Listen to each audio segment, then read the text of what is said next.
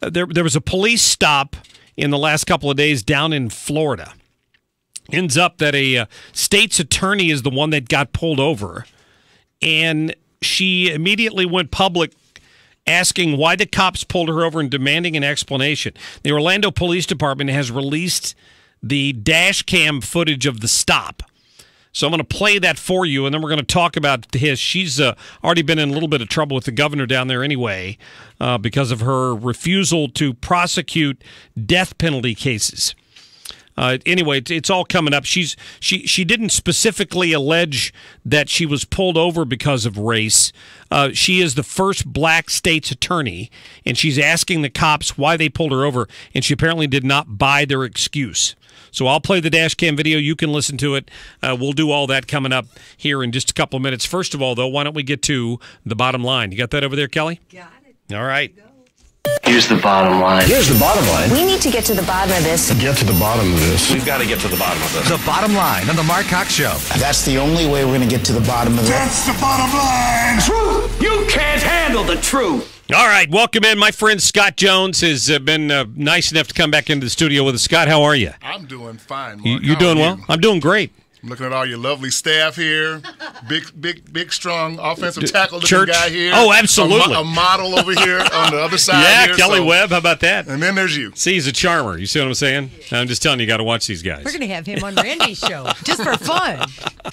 So, Scott, I had a couple things. Can I interject real quick? Yeah, go ahead, please. Go ahead. The story that you just did, I was just reading that story probably an hour ago. And the way that I may have read it on CNN or one of the other mainstream media sources. Okay. And the way I read it was she had zero problems with the stop. That she went back and said they followed proper procedure, that they are okay with running plates whenever they need to, and that the police officers that pulled her over were perfectly professional, and she went public and said they did what they were supposed to do. She said that they asked her why they pulled her over, and she said we randomly run plates, and but she called them out in the public. She asked for their names and their badge numbers. We can go ahead and talk about this. Oh now. no, I don't. I mean, I'm just bringing that up. No. Different people have different ways of interpreting the same situation. But it's not CNN. It's The Hill, which I don't think is a biased source either way. I totally get that. I'm just saying if 1 million Americans read a story one way and the other million Americans read it another way, well, guess what? You get talk show fodder for another week. No, but here's my take on this, Scott. So I'll be happy to talk about this. I don't think she would have brought it up if she wasn't trying to make a point. She was suggesting that she got profiled and she got pulled over. Now she didn't deny that they didn't have reason to run her plates, but she wants to open a dialogue with the police chief in Orlando to talk about the stop. She said that she set up a meeting with him. To be clear, I violated no laws.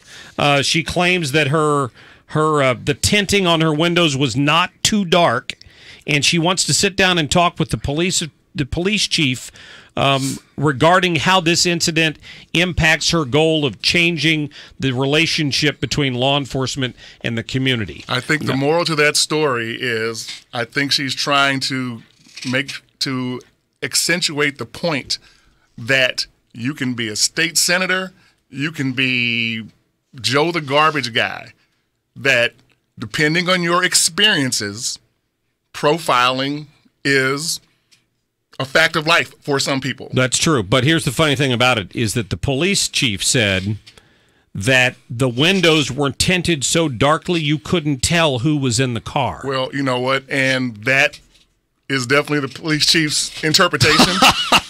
But again, not being there, not seeing the car, I don't know.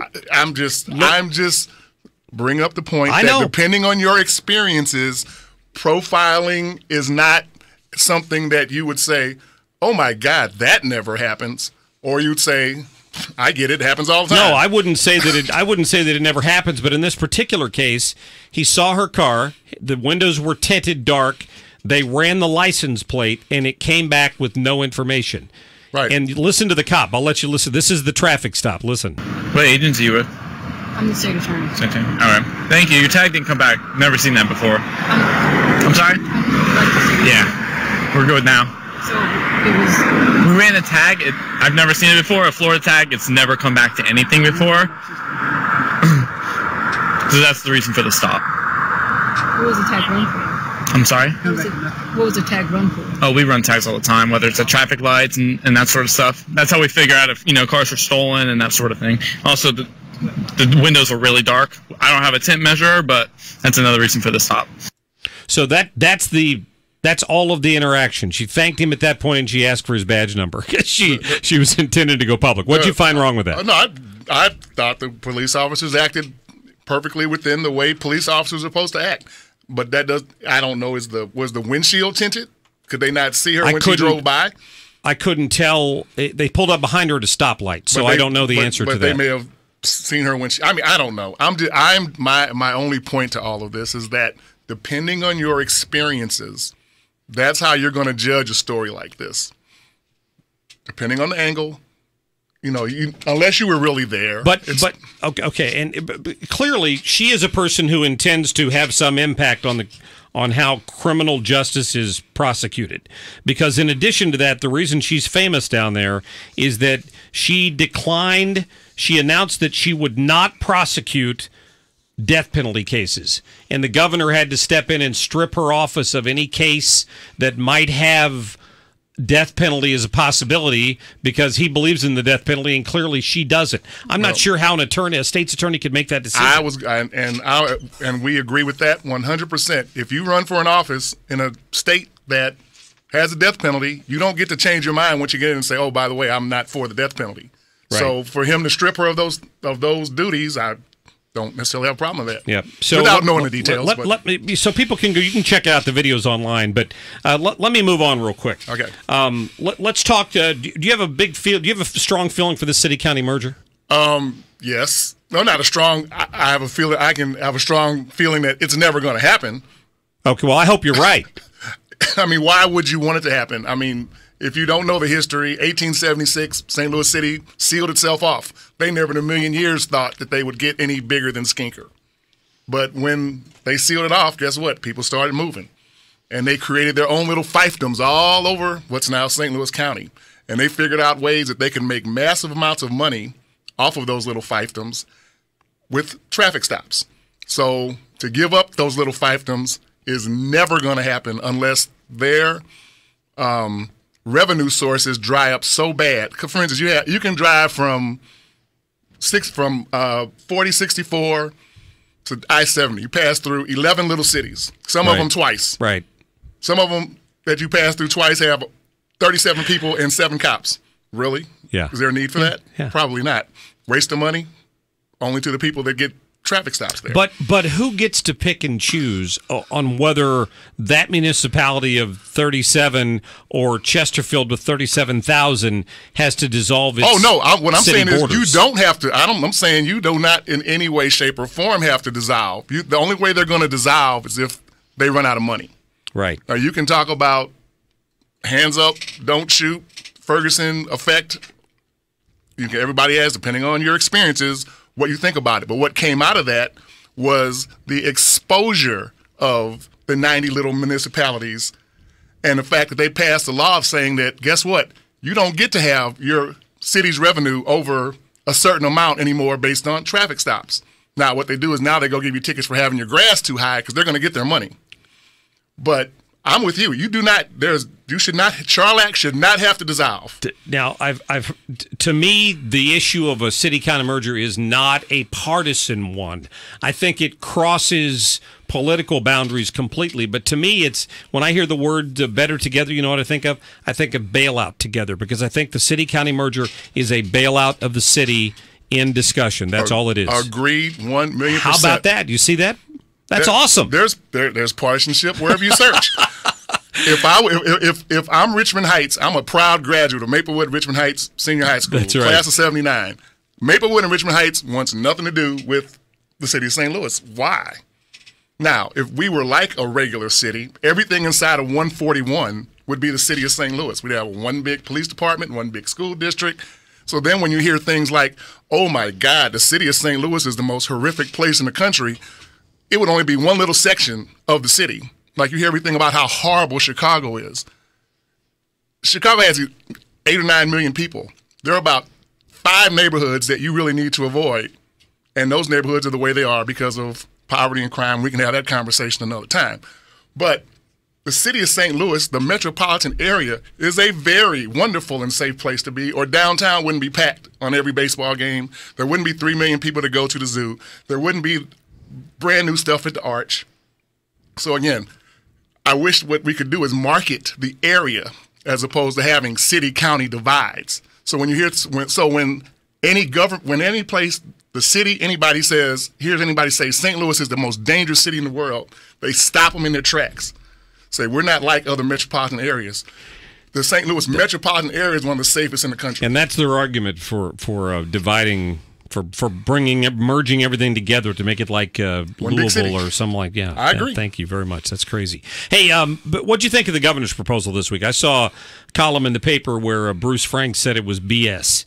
The governor trying to come in and help with crime. Oh, that is nonsense.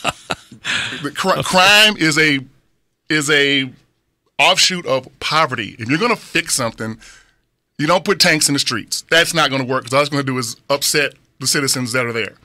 Guess what? You're going to come in the city? You want to come and do something in the city of St. Louis? Put your funds into the city schools, after-school programs, sports programs. Open. If I ever won the lottery, I'd run for the mayor. I do my Trump thing with no political experience and run for office. First thing I would do, I'd open up community centers. First thing you do is reach out to Moscow, right? I would do that. I was waiting for it. You didn't even say it. I would do that there. Oh, actually, and to go down that little quick rabbit hole there. Oh, I hear you. Oh, no. The United States has by far the market in fixing elections in the countries. We have more puppet governments going on across the world since 1776 than Russia could ever dream about. So who cares about that? Everybody fixes everything. Who cares? So what is poverty? Mayor Jones poverty and drugs is what fuels crime. Period. End of story. Let's open up St. Louis City in the 1980. There was 100,000 jobs left. GM left. Carter Carburetor left. Skull and Steel. All these places that when you got out of high school you could get a job. All that is gone. So all that trickles down, not to mention the influx of drugs and guns and all of that stuff. So if you could take – those are the things that need to be addressed. You just go in and lock everybody up. That's not going to help anything because there's a whole nother generation of people coming up that are uneducated, dropped out of school, unmotivated. Parents can't get jobs, foster kids. You could go down the list. But it starts with employment, education, and then all that takes care. There's always going to be some crime. And it's going to take years to fix that. It's going to take years. I mean, there's a generation. If you're over 18 and up right now, you got to get kids when they're 5 or 4 or even 3. Yeah. Or 2. I mean, you got to get them early or there's just not a whole lot you're going to be able to do with a kid that's 2 years old and has seen a body laying in his front yard. You know what I'm going to take away from that conversation? Scott Jones supports trickle-down economics. Did you hear that? I did. I heard you say trickle-down. So that. Did I trickle down? I'm just teasing you. And I'm all for that. And real quick, just on the main topic that we were going to talk about before, I am all for I don't know if I can use that word that I used about the males in this country. The wussification of America, I think is what he called it.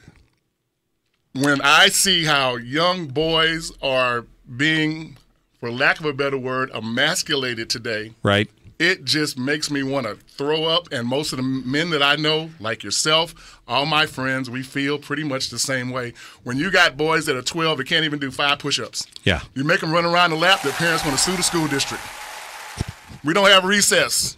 You can't pick teams because if little Johnny gets picked last, instead of working harder, he wants to come and shoot the school up. That's right. Yeah, I know. You pick me last. I'm going to kill everybody.